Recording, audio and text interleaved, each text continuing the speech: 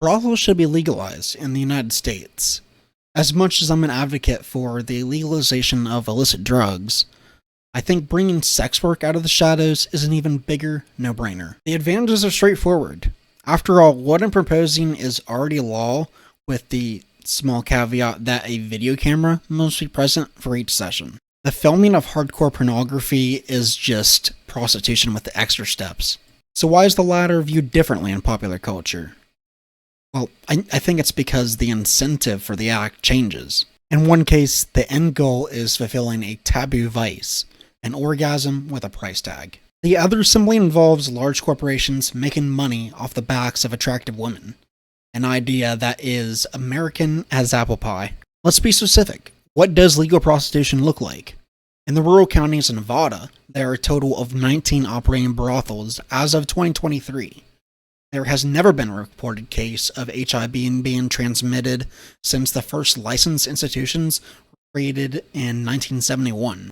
This is contrasted by the fact that Nevada has the 6th highest HIV transfer rate, including the District of Columbia, in the US. Since 1988, all brothels throughout Nevada require the use of condoms for every customer.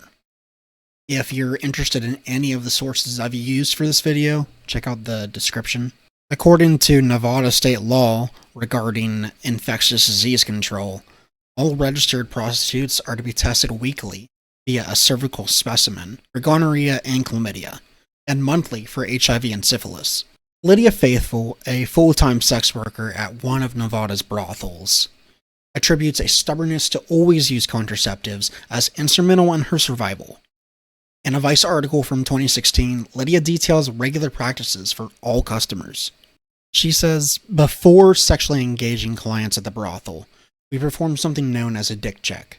A dick check is a visual scan of the entire genital area in search of sores, warts, signs of itching, etc.